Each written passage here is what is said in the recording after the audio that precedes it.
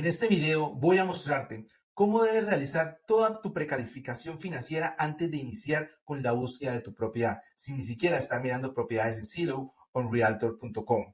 Mi nombre es Julián Porras y te doy la bienvenida a mi canal Porteus Real Estate, en el que voy a estar compartiendo información de calidad acerca de los bienes raíces, no solo en Miami, sino en Estados Unidos. Soy agente inmobiliario aquí en Miami y la Florida y espero que me acompañes durante este video. Así que vamos a entrar directamente al tablero. Bueno, todo tu análisis financiero tiene que dividirse en dos partes. Uno es el dinero con el que cuentas en efectivo y dos será el dinero que te va a prestar el banco. En este caso lo vamos a llamar mortgage o hipoteca, como lo llaman aquí en Estados Unidos. El cash, el dinero en efectivo, va a estar compuesto del down payment y los costos de cierre. El down payment lo llamamos como la cuota inicial que tenemos que pagar por la propiedad, ¿sí? Ahora, esto puede variar si estás comprando en preconstrucciones en los que tienes plazos de irlos pagando de acuerdo al avance de la obra, o si estás comprando en el mercado secundario, es decir, propiedades que ya están activas y listas para la venta.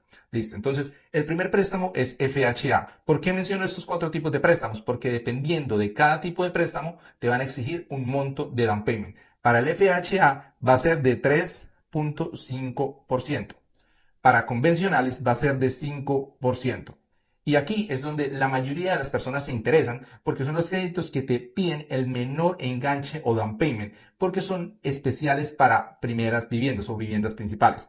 Ahora, de aquí en adelante también pueden ser, por ejemplo, el bank statement, pero ya no son cuando tú calificas por medio de los W2 o taxes. Los bank statement vas a calificar por medio de tus estados bancarios, donde el banco va a tomar un averaje de los 12 meses de esta cuenta. Esto será para otro video, pero en este caso te van a requerir desde un 10% hasta un 20%.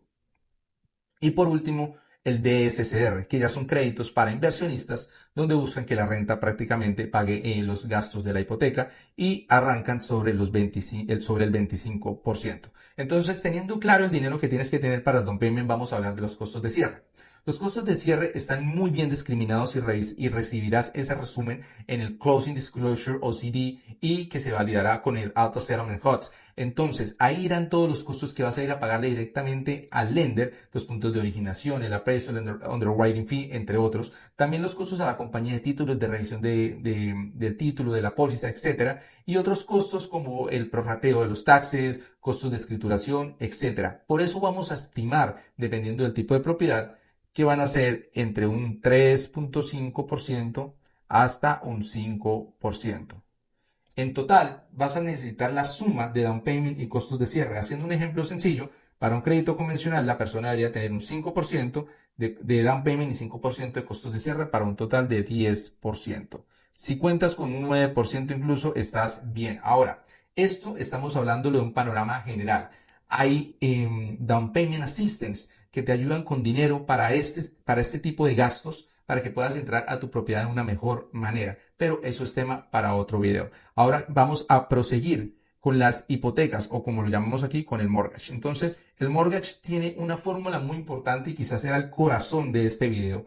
Y es lo que quiero que entiendas, es el debt to income ratio, o sea, es decir, la relación deuda-ingreso. Entonces vamos a tener en la parte de arriba todo lo que son las deudas y en la parte de abajo los ingresos. Aquí, por ejemplo, está muy bien especificado. Hablamos de los house payments, que es donde va a estar el PT, el Principal Interest, Tax and Insurance. Ahorita al final del video les explico cómo buscarlo. Va a estar los pagos, las mensualidades del carro. Todo eso es mensual. Entonces, el pago mínimo de tus tarjetas de crédito, el pago de la Student Loan Debt. En este caso, muchos lenders varían, pero un panorama general podría ser el 1% del valor total de tu préstamo estudiantil, ¿sí? Si es 20.000, el 1%, digamos, podríamos hablar de 200, ¿ok? Y otros gastos que podrían ser otros préstamos donde, por ejemplo, otras entidades financieras te prestan 10.000, 15.000 y tú los usas para, no sé, para algo que necesitas para el hogar, etcétera. En el Gross Monthly Income va a empezar todo lo que tú recibes como un full o un part-time job. Entonces, digamos, para los lenders es mucho más fácil, obviamente, cuando tú le presentas una declaración de taxes basando en el W2, o sea, un 1099, ellos ya hacen esa validación. También está el alimony, el child support, retirement income o disability income. Entonces, todo esto lo van a sumar y van a calcular también cuánto ingresa mensualmente. Entonces, para tener un ejemplo, lo vamos a mirar más adelante, pero el gross, por ejemplo, en tus taxes tú declaraste sobre 120.000 anuales. lo divides en 12 y tienes un gross monthly income de 10,000. Esto es para un efecto de hacer un cálculo rápido, ¿ok? Entonces vamos a revisar cómo funciona este DTI. El DTI en promedio va a variar también del tipo de préstamo y los lineamientos. Entonces, para un crédito convencional, según he investigado, es máximo el 43% y para un crédito FHA va a ser de máximo el 50%. Así que vamos a anotar aquí un 43% a un 50%. Este número incluso puede ser un poco más bajo dependiendo de toda la calificación que realice el lender, pero vamos a estimarlo por lo menos en un 43%, ¿ok? Para el ejemplo de nosotros, por ejemplo, las tarjetas. ¿Cuánto mensualmente es tu pago mínimo de tarjetas para cubrirlas todas? Digamos, tú pensarás, bueno, tengo 3 tarjetas, en cada una mi pago mínimo son $100, entonces vamos a decir que estás pagando $300. Tu pago del préstamo estudiantil, vamos a decir que el lender tomó un valor de $200 porque era el 1% de los $20,000 que realmente estabas debiendo. En carro, vamos a poner un carro acerca de los 600 quizás, no tienes que incluir el insurance. Y otros préstamos, por ejemplo, algo que tengas con otras entidades financieras como uno Oportun, por ejemplo, y va a ser un total de $200 que estés pagando mensuales. Si hacemos la suma de esto, estamos llegando a un valor de los 1,000, de los 1,300. Eso serían en cuanto a las deudas. Por eso, aquí es donde realmente el tema con el vehículo se vuelve un poquito complicado, porque si, por ejemplo, un prestamista te calificó previo a la compra de la propiedad, después pasas el contrato y realiza la compra de un vehículo que no estaba tal y como él te calificó, va a entrar ese gasto del vehículo. Y si es un vehículo nuevo y supera, por ejemplo, los 1,000, puede ser que te descalifique y te baje incluso el valor máximo de préstamo que él te había entregado. Entonces, puedes perder incluso ese contrato y salir perdiendo tu depósito. Entonces, ten muy claro todo eso para que no generes nuevos recargos a tus deudas durante el proceso de compra de tu propiedad. Vamos a pasar, por ejemplo, ahora a revisar cómo sería con los ingresos. Entonces, para efectos del ejercicio, hablamos de que recibían 120,000 y el monthly income iba a ser de $10,000, ¿cierto? Entonces, vamos a llevarlo ya a la fórmula. Y en la fórmula, como en todo ejercicio de matemática, vamos a despejar la X. ¿La X cuál es? Los house payments. Entonces, vamos a completar la fórmula y aquí es donde vamos a poder poner que en la parte de arriba la X sería sumada más los 1,300 de la deuda, aquí, y todo esto lo vamos a dividir en los $10,000.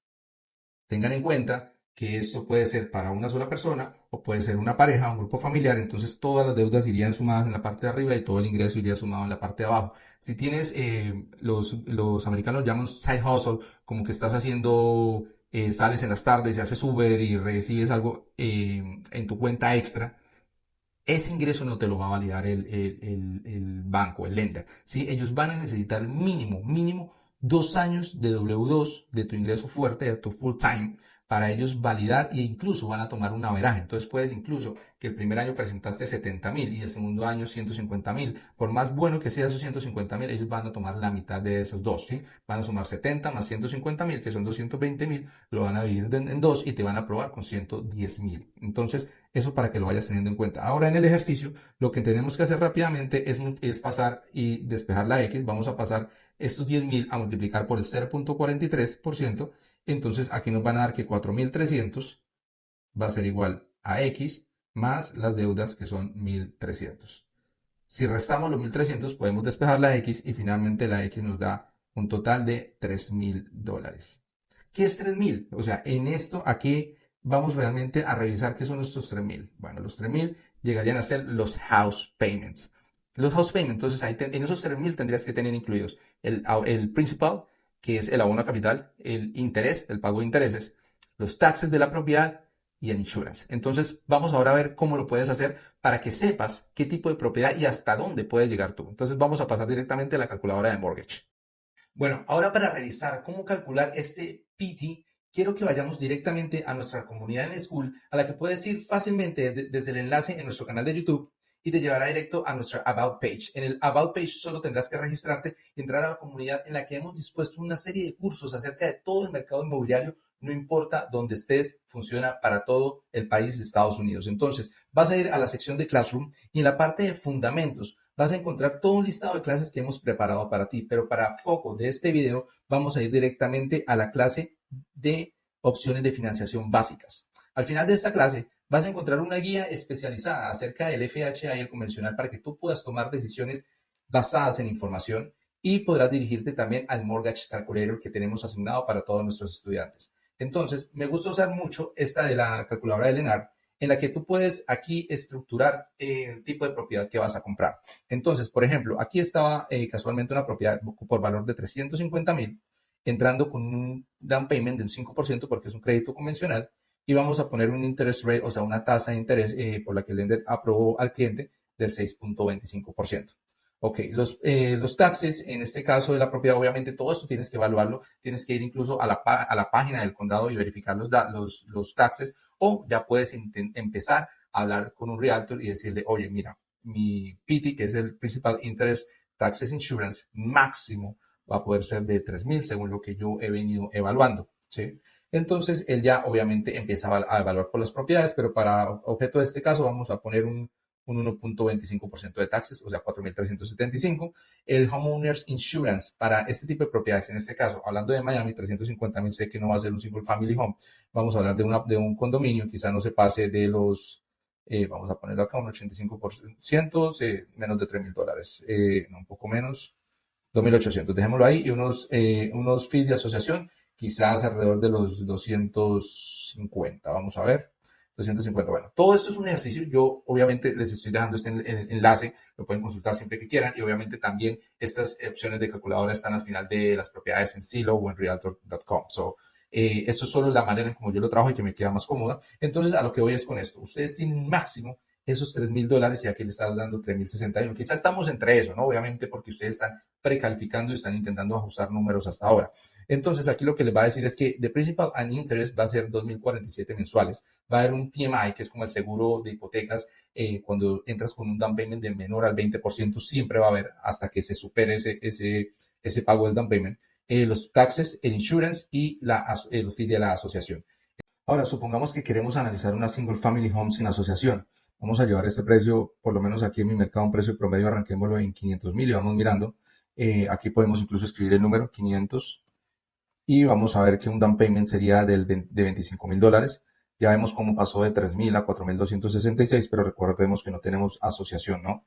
Ahora, los taxes de una propiedad, creo que podemos ponerlos, estaría 1.25, dejémoslo en 1, a ver en cuánto nos da aproximadamente. Todo esto ustedes lo pueden validar con los reportes, los récords del county. Y vamos a poner una tasa del 6.25, sin asociación, un insurance de $4,000 estaría aproximadamente. Entonces estaríamos hablando de 3,912. Lo que queremos, lo que damos con esto es que estamos por encima de los 3,000 que fuimos aprobados. Ahora, recuerda que también dependiendo del tipo de préstamo puedes estar entre 43% a un 50%, incluso hay lenders que toman menos del 43%. Entonces, si asumimos el número con el 50%, quiere decir que el resultado sería 5,000 menos las deudas, que eran 1,300. Entonces tendríamos alrededor de 3,700. Luego tendríamos un gap para empezar desde los 3,000 hasta los 3,700. Digamos que una propiedad ya de 500,000 se nos saldría de las manos y tendríamos que empezar a buscar un poquito menor, digamos hasta los 480,000 y más o menos tendríamos los 3,700. Eso contando, digamos que es una propiedad a la que entras con FHA, donde el DTI puede llegar a ser hasta el 50%. Entonces, todo esto va a depender puntualmente del lender, de la evaluación que él te haga a ti, pero para darte un número y para ejercicio de este video, puedes hacer el cálculo entre un 43 a un 50% para tener esa diferencia y saber entre los números que tú puedes calificar. Y también quiero dejarte otra opción que teníamos aquí en la clase de cómo elegir tu primera propiedad, porque es parte de ese proceso. Tenemos un formato en el que tú puedes imprimir e ir llenando de cómo vas a estructurar la compra de tu primera propiedad para que lo vayas planeando desde el principio. ¿Cuál es tu objetivo? ¿Cuáles son tus expectativas? ¿Y cuál es el temor versus cada expectativa? Tu autoevaluación que te va a llevar al cuánto, que es lo que estamos hablando en esta clase, los taxes, el análisis de ingreso y de deudas también, y ahí finalmente las características que buscas con esa propiedad. Ya con esto espero haber sido muy claro en los términos que tienes que tener en cuenta para prepararte antes de comprar tu propiedad. Y son muchas formas más de prepararte. También está la estabilidad de tu familia, de tu grupo familiar, etcétera. En esto es para que tengas en cuenta el dinero que debes tener en el bolsillo y la forma en cómo te va a ver el lender para entregarte los recursos para tu hipoteca y poder comprar la casa que estás deseando comprar, ya sea también de inversión. Hay muchos análisis que debes hacer, ¿ok? Entonces, hay mucho tema del que hablar, hay muchos tipos de financiación, hay muchos tipos de análisis de propiedades, muchos tipos de propiedades. Entonces, para eso, te recomiendo que te suscribas al canal, le des alerta a la campanita para que estés siempre pendiente de todo el contenido que estamos montando. Y también te invito a nuestra comunidad en School, ya sabes cómo llegar a ella, en donde vamos a estar compartiendo contenido de calidad, información y también tendremos Zooms semanales y mensuales en los que vamos a hacer sesiones de preguntas y respuestas para todas las personas que tienen dudas acerca de sus inversiones inmobiliarias, de sus primeras compras, si son extranjeros, etcétera. Por otra parte, ya solo me queda despedirme. Mi nombre es Julián Porras. Feliz de que estés aquí en nuestra comunidad, en nuestro canal de Porteos Real Estate y te veo en un próximo video.